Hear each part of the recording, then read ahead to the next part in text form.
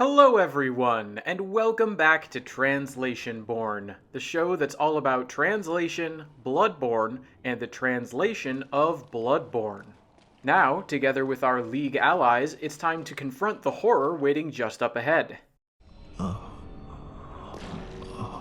Please, help us.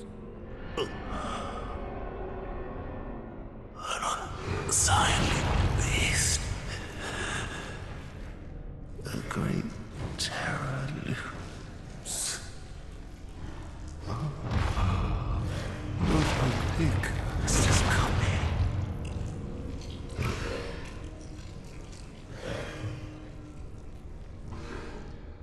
Have mercy. Have mercy upon us.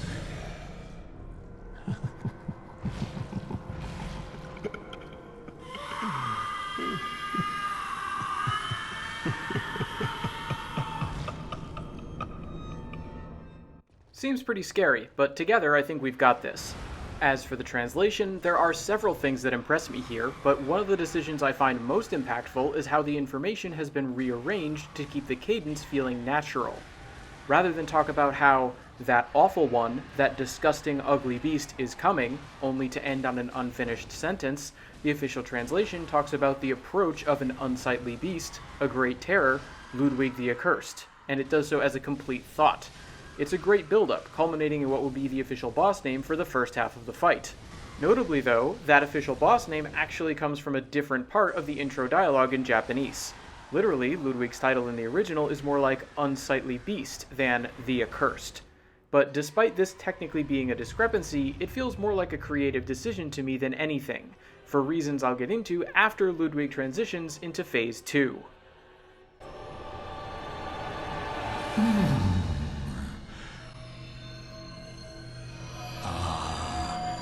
You were at my side all along.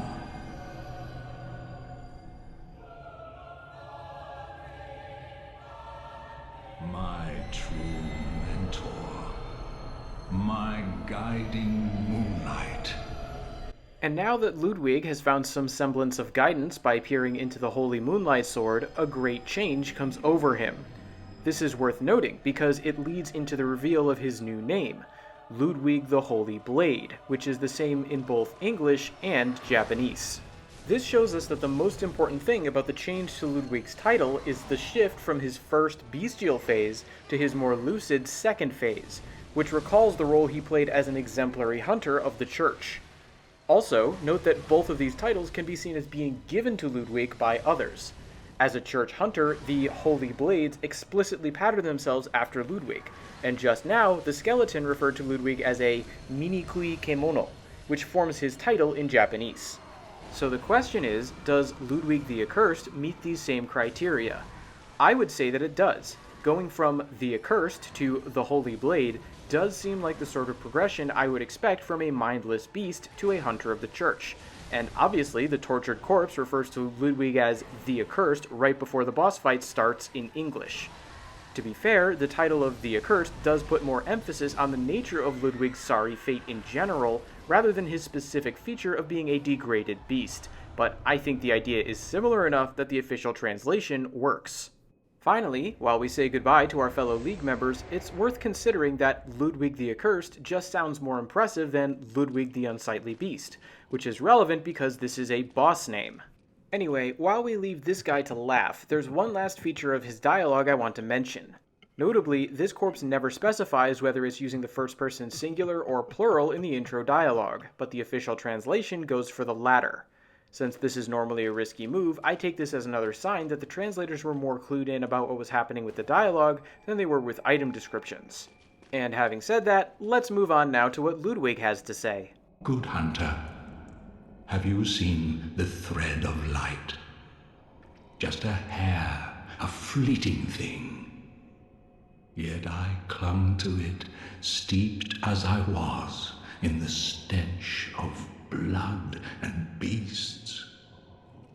I never wanted to know what it really was. Really, I didn't.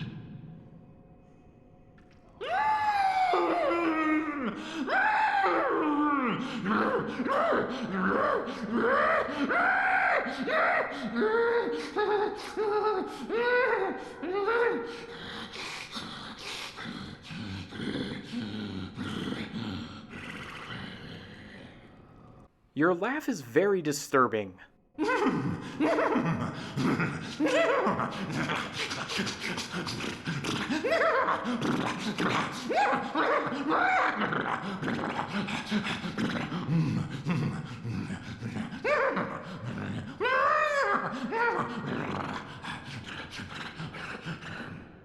See, I wish you wouldn't do that. How about if I put on something with the holy shawl so you think I'm from the healing church? Would you stop then? Tell me, good hunter of the church, have you seen the light? Are my church hunters the honorable Spartans? I hoped they would be. Okay, I prefer that question to you laughing, but I have bad news for you. Oh my! Just as I feared. Then a beast-possessed degenerate was I, as my detractors made eminently clear.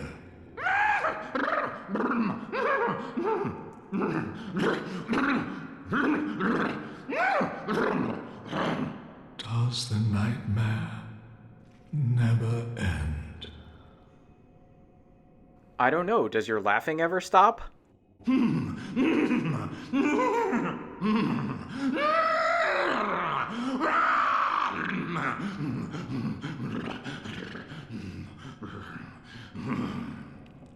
Okay, that's enough of that.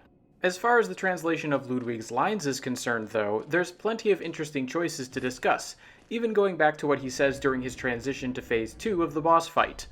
In particular, there were a couple features of the Japanese that surprised me, despite how well I think they were handled in the official translation. For instance, there's a word choice in the original which reveals that Ludwig sees the Holy Moonlight Sword as being alive. Unlike in the English, though, where he directly addresses the sword using the second person you, the Japanese puts this information into the verb that Ludwig uses to speak to the blade. You see, Japanese actually has two different versions of the verb to be. There's aru for inanimate objects and iru for living beings, and Ludwig specifically employs the latter term as the base verb. Then, to make things even clearer, he adds on the auxiliary verb kureru, which adds the nuance of the addressee doing something for the benefit of the speaker. So when Ludwig ends his sentence with ite kureta in the original, he's really addressing the Holy Moonlight Sword as a living thing that's done him the favor of sticking by him. Now, as I mentioned earlier, much of this sentiment does come through in the official translation. The use of the second person you, along with the phrase at my side, does a great job of conveying the sense that Ludwig sees himself as speaking to a faithful companion. Still, seeing the specific verb choice of ite kureta in Japanese brought this point home to me in a way that I wasn't expecting, so I thought it was worth calling attention to that effect. Similarly, I found myself intrigued at the use of the word she in Japanese in the place of the English phrase true mentor. The original term is often translated as master, since it's somewhat analogous to the idea of the teacher in a master-apprentice relationship. For me, considering Ludwig's relationship to the sword in that sense really emphasizes the extent to which Ludwig looked towards the Holy Moonlight Sword as a trustworthy guide to show him the way forward. Of course, describing an individual who you look to for guidance in your chosen profession as your mentor works perfectly well for conveying this idea in its own right. It also has some advantages over the word master, because it avoids that term's potential additional connotations of a master-servant relationship, as well as its gender-based associations. So again, this isn't a criticism of the official translation. If anything, I think the translators have handled this short set of lines remarkably well. I just find it interesting how the original Japanese phrasing can be so similar, and yet strike me so differently. This actually brings me to Ludwig's standard dialogue after the boss fight, because these lines gave me the exact opposite impression.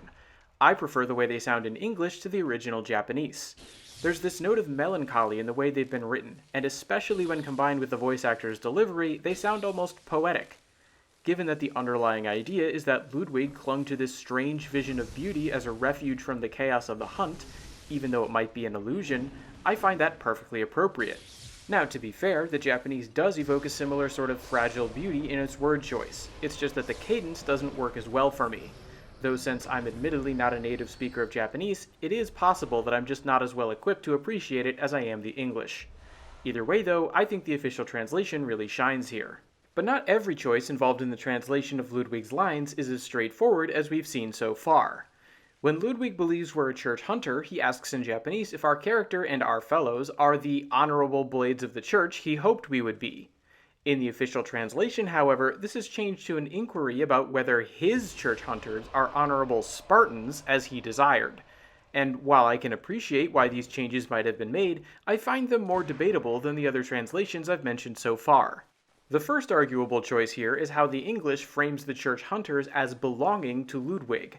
On the one hand, as the founder of the organization, it makes sense to me that Ludwig would feel some sense of ownership over and connection to the church hunters. But on the other hand, the Japanese makes it clear he's asking about us and our contemporaries, whereas it's possible to construe the English as referring specifically to the hunters Ludwig trained himself. This makes the question feel more general in English, even if Ludwig's concern for his legacy still comes through. Appropriately enough, it's this same shift from the specific to a more general idea that brings me to the other debatable aspect of this line. In Japanese, Ludwig uses the phrase honorable blades of the church when he refers to his ideal for church hunters. This both harkens back to the Holy Blades, who styled themselves after Ludwig, and anticipates a line we haven't heard yet that uses almost the exact same phrasing. In English, however, Ludwig asks about Spartans, and while this does more succinctly convey the concept of the martial ideal Ludwig hoped his hunters would strive for, it doesn't tie in with the rest of the game the way the original phrasing does. Instead, it references a concept from our world, which, as I've discussed before, is another creative choice that some might not agree with. Personally, I might have preferred a different version of this line, such as, "Are you all honorable blades of the church, as I hoped you would be?" But, as I said earlier, the official translation does have advantages of its own that are worth considering, and different translators will have their own opinions about this sort of thing. Anyway, despite my mixed feelings about these choices, my overall impression of these dialogues is still extremely positive, and crucially, they convey Ludwig's unique relationship to the Holy Moonlight Sword, as well as the guidance he took from it, concepts we'll continue to explore via this next item description. Guidance. A carol once discovered by the hunter Ludwig together with the Holy Sword of Moonlight has the effect of increasing regain amount. In the darkness of closed eyes or empty space, he found small beings of light. He is said to have given the meaning of guidance to those which twinkled idly. Therefore, Ludwig's spirit never falters, at least not on the hunt. Ironically, for a rune called Guidance, this description presents a good deal of ambiguity, and a lot of it hinges on the question of whether Ludwig's inspiration is real, or if it's a manifestation of his madness.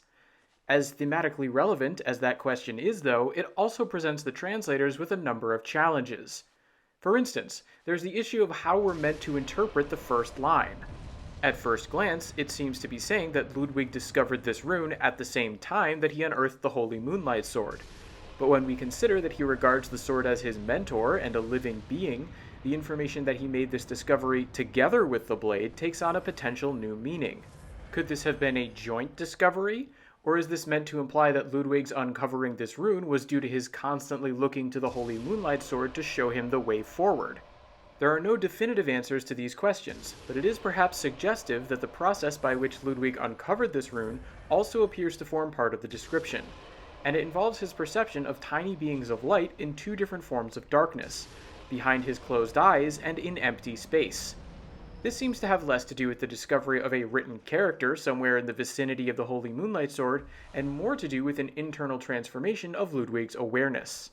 But, then again, perhaps it was the discovery of the rune that allowed Ludwig to perceive these sprites in the first place. Again, there are no clear-cut answers to be found here, but I bring all this up to demonstrate how the opening line of the Japanese could have been intentionally worded so as to invite this sort of speculation. If that's the case, it would mean the translators ought to prioritize recreating that effect in English. Now, I can't say for sure whether that was a specific goal for the translation team or not, but if it was, then I think the official translation of Ludwig discovering the rune along with the sword falls a little flat. That's because while it is possible to interpret that particular phrasing as meaning Ludwig and the sword made a joint discovery, it seems to me to lean more in the direction of Ludwig finding the rune alone. I would have preferred together with or alongside as more neutral options, though of course both are longer than the existing translation. Also, it's entirely possible that my own interpretation of the ambiguity in the opening line is wrong, and as such shouldn't be considered one of the problems the translators needed to solve. However, there is one issue tied to the ambiguity of this rune that the translators do need to reckon with, because it's the direct result of an earlier stylistic decision. Longtime viewers may recall my mentioning in Translationborne 20 that most runes include a line in the Japanese description about how they've been given the meaning of whatever term is appropriate. In English, this information is usually presented differently, which makes it challenging to deal with how the Japanese version of this rune involves a twist on this particular phrasing. You see, the standard wording of the Japanese gives no indication of who is assigning the meanings in question. In this case, though, Ludwig is explicitly said to be the one defining the rune. Because of the contrast this has with the other runes, the result is an emphasis on its personal nature. And since the official English doesn't have the same pattern of phrasing across the other runes, a literal translation couldn't possibly produce the same effect. Instead, the translators had to alter the rune's presentation to get players to come to the same realization. Their solution, which I think is brilliant, is to mention that Ludwig was certain the dancing sprites offered guidance. This simultaneously helps us understand why the rune has the name that it does, and stresses how private its meaning is. After all, no matter how certain Ludwig may be, he could still be wrong. So with a relatively subtle reframing of this line's presentation, the translators are able to have it fulfill the same functions as the Japanese, even without the web of references the original relies on. But there's an even more fundamental aspect of runes that this one subverts. Up until now, carol runes have uniformly been represented as visual depictions of inhuman sounds. This one, however, is a visual depiction of a visual phenomenon. Furthermore, the nature of the beings of light that inspired the rune is extremely vague. The Japanese uses the term kobito, which literally means small person, though it can be used as a catch-all term for various tiny beings in European myths, such as elves, fairies, leprechauns, dwarves, and gnomes. In the official translation, the word sprite fulfills a similar purpose. This all adds up to a rune that seems wildly out of place in Bloodborne. It's supposed to be the representation of some fey-like creatures of light that Ludwig sees dancing in the darkness when he closes his eyes, or when gazing into the void of empty space. It's also a private discovery of his own, possibly made in conjunction with the Holy Moonlight Sword, a weapon that he believes is alive and thinks of as his mentor. It sounds like sheer madness, but as we know, truth oft resembles madness in Bloodborne. Again, it all comes back to the central ambiguity about the nature of Ludwig's revelation. Every challenge I mentioned that the translation team had to face is somehow tied into this theme, and to their credit, I think on the whole, they've done a great job preserving that in English. But as you can see, I'm already over time, so let me conclude by reminding you that you can expect the Translationborne Index to be updated within 24 hours. And if you have any comments, questions, or suggestions for me, please let me know. Thanks for watching, everyone.